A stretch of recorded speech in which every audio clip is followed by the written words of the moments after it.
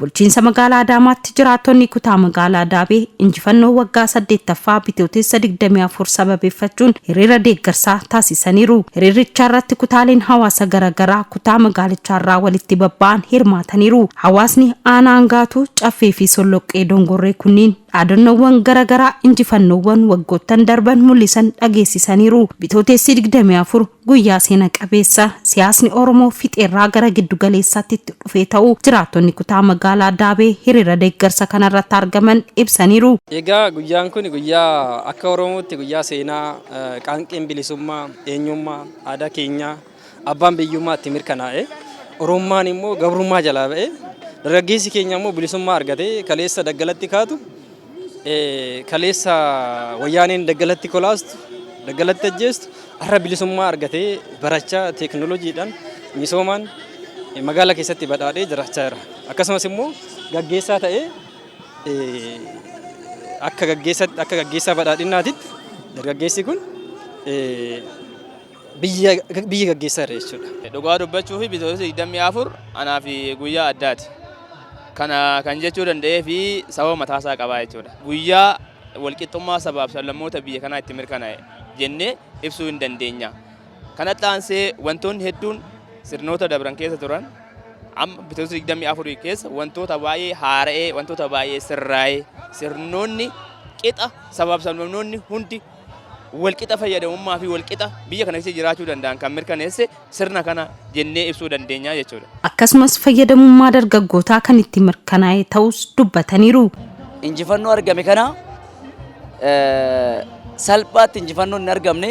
Injifannoo argame kana immoo gama misoomatiin, gama siyaasatiin, gama dinagdeetiin, gama nageenyatiin dargaggeessi keenya waliin ta'uudhaan kallattii paartii fi mootummaan gubbaadhaa guyyaa gara guyyaatti gadi buusu hunda fudhatee waa hunda keessatti hirmaatee nageenya isaa gaachana sirnaa keessatti, milishaa keessatti, tiipeechii keessatti hirmaachuudhaan akkasumas immoo caasaa gurmaa'insa sadarkaa aanatti yaaga sadarkaa zoonitti ijaarama cimaa lafa qabsiisuudhaan karaa kanaatiin waa hunda keessatti hirmaatee sirnichi kun fuulduratti akka itti fufuudhaaf gahee guddaa taphachaa jira. Hojii raawwachiisaan olaanaa kutaa magaalichaa obbo Fayyisaa Lammii bitootessi 24 guyyaa injifannoo fi siidaa bilisummaaf walqixxummaa Itoophiyaanotaati jedhan. Bitootessi 24 seenaa biyya Itoophiyaa keessatti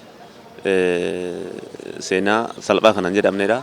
Yeroo itti injifannoo uummanni Oromoo fi sabaaf sablammiin keenya qabsoodhaan itti fidanidha. Bitootessi 24 uummata Oromootiif ibsituudha. Sababni isaa bitootessi 24 dhufuudhaaf qeerroof qarreen sabaaf sablammoonni biyya keenya wareegama hedduu kaffaluudhaan jaarraa 150 booda yeroo itti mirgi isaanii itti deebi'edha. Akka kutaa magaalichaa injifannoo bitootessa 24 tiksuuf hojiilee fayyadamummaa hawaasaa cimsuuf hojjetaman caalmaatti kan itti fufu ta'us dubbatan. Hojiiwwan gurguddaa keessattuu kutaa magaalichaa keessatti hojjetaman karaa ifa ta'een karaa bal'ina qabuun mootummaa faana hiriiruudhaan uummanni keenya tumsa kan gochaa jiru ta'uu isaati.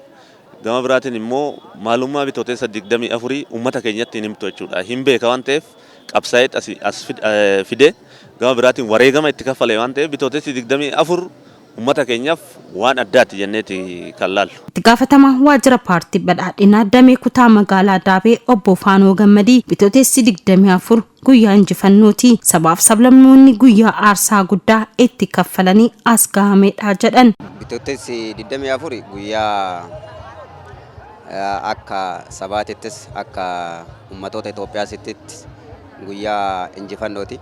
Guyyaa uummanni kun mataa ol qabatee sabaaf sablammoonni afaan tokko dubbate aarsaa guddaatti kaffalee argate.